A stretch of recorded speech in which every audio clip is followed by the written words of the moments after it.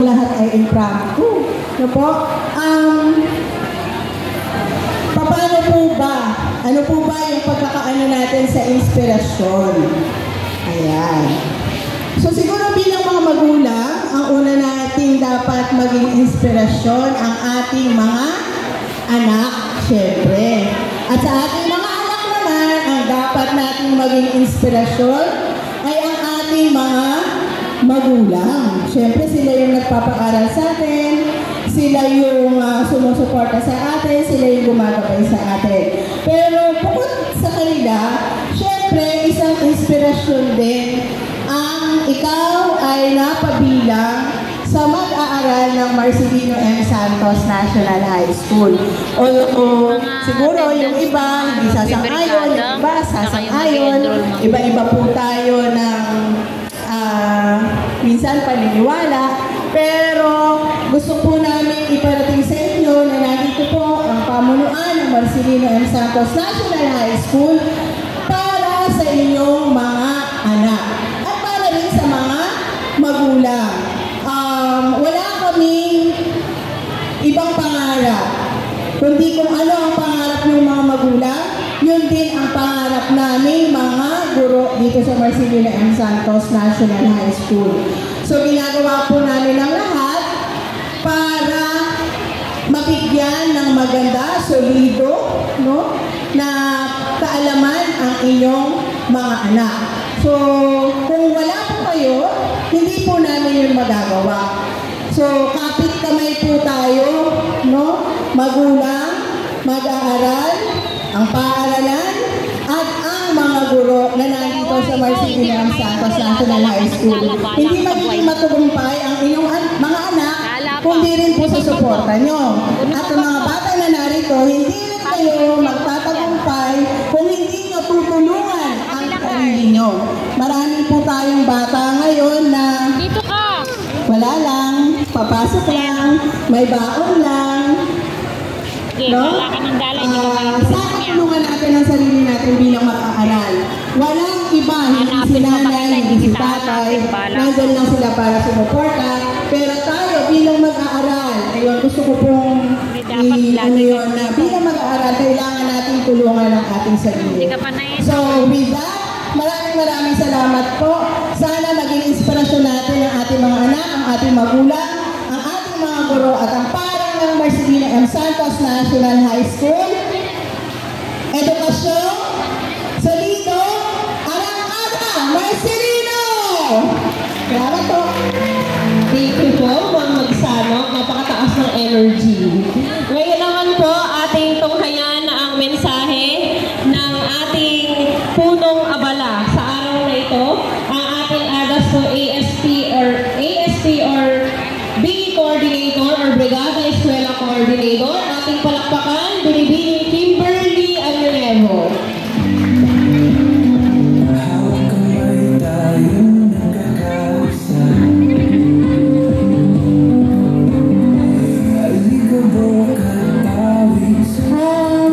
Magandang umaga po sa lahat. Ako po si Miss Kim, Brigada Eskwela Coordinator po.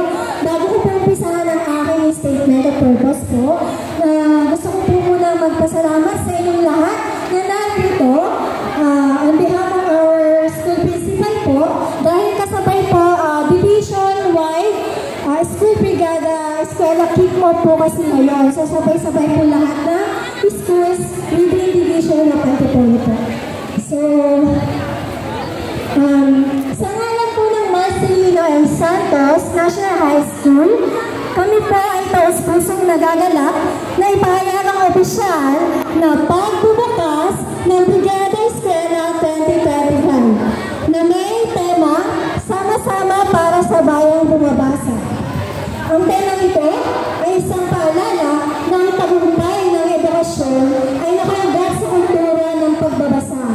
Isang pundasyong sabay-sabay nating pinagyayaman para sa isang mas kapag na bayan. Ang Brigada Eskwela po ay isang taunang programa ng Department of Education na layunin pagtibayin ang bayan ng mga guro, magulang, mag-aaral at iba't ibang membro ng komunidad upang mapaghandaan Sa pamamagitan ng sama-samang pagkilos, natutugunan natin ang mga pangangailangan ng ating paaralan. Habang pinapalalim ang ating ugnayan bilang isang edukasyong komunidad. Ngayong taon, tampok sa Brigada Eskwela ang ilang mahalagang aktibidad na sumusuporta sa layunin ng DepEd na mas mapabuti ang kalidad ng pagkatuto at kaligtasan ng bawat mag-aaral. Una po dito, ang National Inventory. Isasagawa ang masusing pagsusuri sa lahat ng ari-arian at pasilidad ng paaralan upang matukoy ang mga kinakailangang pagkukumpuni at pagpapahusay para sa mabisang operasyon.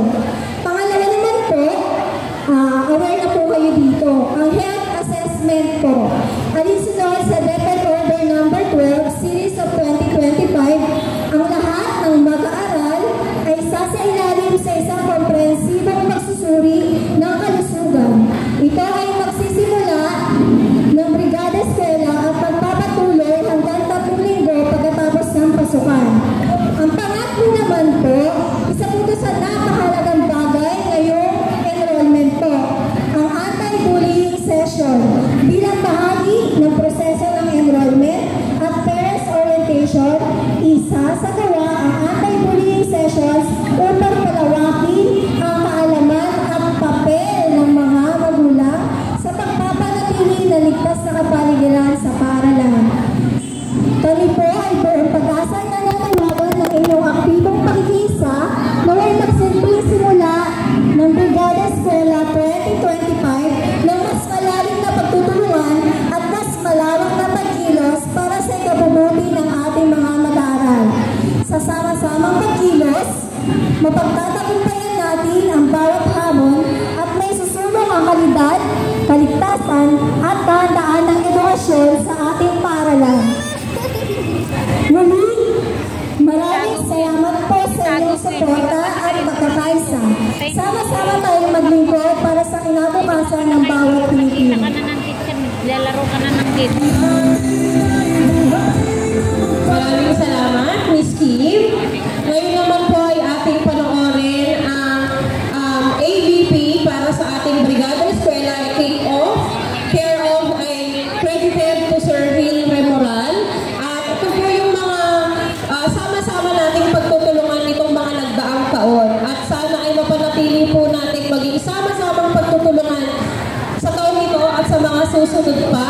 Again, gaya nga po ng sabi ni Ma'am Kim, para po sa ikauunlad ng bawat batang Marcelino.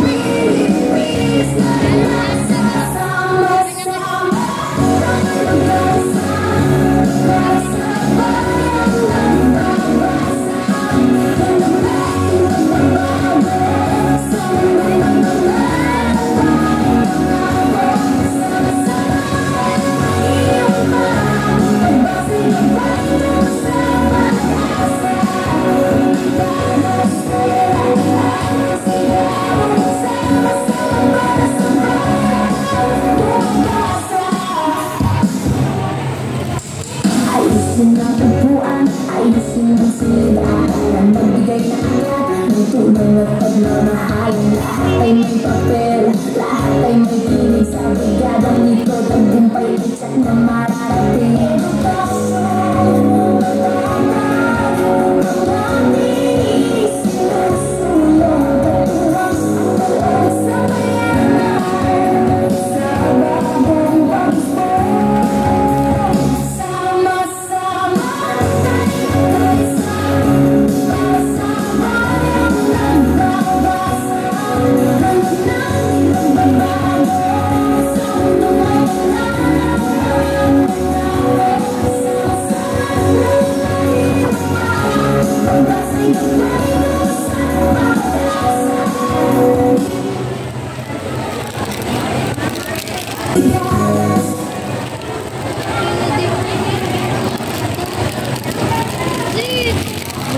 ginagawan Raisin, huwag kang gaganyan-ganyan Raisin.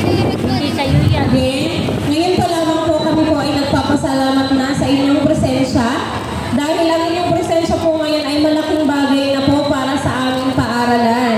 Ito po ay simbolo ng inyong nag-uumapaw na suporta, hindi lamang po para sa paaralan, kundi para sa inyong mga anak. Muli, maraming salamat po. At ngayon naman po, para sa mensahe ng suporta, ating pong palakpakan ang isa sa napaka-supportive na tao para sa, kasi halos po lahat yata ng mga programa ay kanyang kabahagi siya at laging sumusuporta sa paaralang Marcelino. Ating pong palakpakan ang SGC Co-Elected Chairman Marcelino M. Santos, Ginoong Joseph A.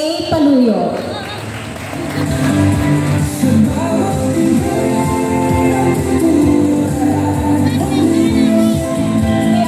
We acknowledge the presence of Sir Pawi Tapales po. Palakpakan po natin. Sir, maraming salamat po sa pagdalo.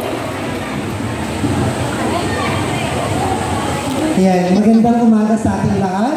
Ako po si Joseph Abanel Paluyo, ang co-elected chair ng School Governance Council ng Marcelino National High School.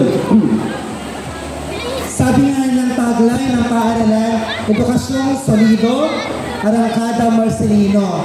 Sabi ko naman sa lahat ng aking mga tinutulungan, dahil ang aking apelyido ay Paluyo, sabi ko sa kanila, serbisyong Paluyo, garantisado. Dahil naman lahat po ng aking mga pinangakuan ay lahat po ay aking tinupad. Nandiyan pong aking kaibigan, si Konsehal Pawi Tapales. Ano na pala? Close kami yan eh. May number ba yan? Si Konsi kasi politiko. Ako hindi politiko, pero lahat ng pinangako ko, alam niyo ni Konsi Pawi, tinutupad natin. Ramdam naman yun na Marcelino, tama? Walang makitang Ramdam ba na Marcelino? Alam na alam ng mga estudyante at mga guro kung ano na itutulong natin sa paaralan ng Marcelino. Kaya naman sa mga kapwa ko magulang na naririto ngayon, ating pakatandaan, sa totoo lang po sa ating pagtutulungan, marami pong magiging magandang resulta. Kasi sa totoo lang, ang aking laging binibilihan sa lahat ng paaralang aking pinapasyalan, ang kaunlaran ng paaralan ay kaunlaran ng mag-aaral. At ang mag-aaral nating pinatutungkulan, walang iba kundi ang ating mga anak. Tama po ba mga magulang? Hello? Parang kulang sa almusal. Nandito si Konsehal, hindi ko alam kung sasagutin. Joke lang po. Anyway.